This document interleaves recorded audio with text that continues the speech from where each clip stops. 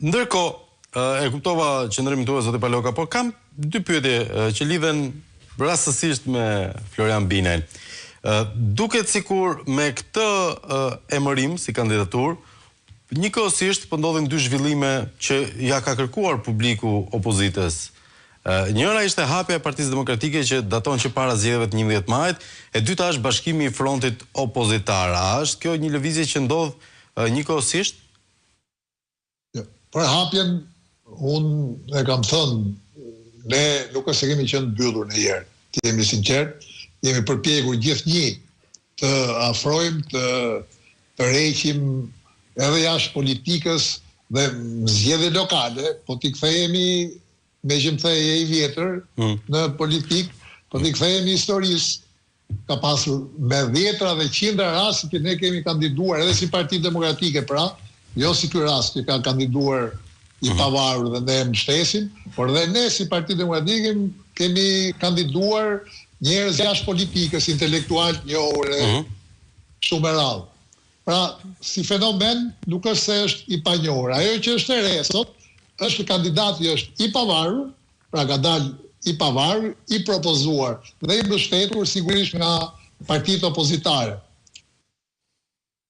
Edhe partitë opozitar, bashkimi i partive opozitare mund quhet risi ose jo, sepse kemi qenë dhe herë tjera të bashkuar, kemi qenë koalicione, madje dhe kemi qenë, ajo ka bërë forcën e opozitës në atë kohë. Pra, nuk është as kjo risi, por në situatën aktuale, në situatën ku jemi, mund quhet një hap pozitiv përpara, sepse zgjedhjet e 11 majit, këto parti nuk ishin në një front, si që janë në rastin e Florian Binajt. Dhe kushtoi jo pak për opozitën. Risia e vërtet është kjo, pra që kemi një kandidat që është shpallur dhe ka dalë i pavarur dhe mbështetet nga të gjithë. Nuk mban as emrin e një partie, as është propozuar direkt nga një parti politike, pra, por ka mbështetjen e të gjitha partive që sot quhen opozitë. Ky është rasti më i mirë për mua për të vërtetuar dhe një pjesë të propagandës që është bërë deri tash. Unë sigurisht uroj me gjithë zemër që Flori të fitojë, sepse kjo nuk është fitore e Florit, është fitore e shqiptarëve ndaj Ramës, ndaj një regjimi. Pra, kështu duhet ta shohin të gjithë. Kjo nuk është betejë vetëm e Florian Binës për të ndryshuar Tiranën. Unë paktën kështu e shoh. Fitoria Flor Binajt ndaj një mostre si Rama do të thotë shumë më tepër se kaq.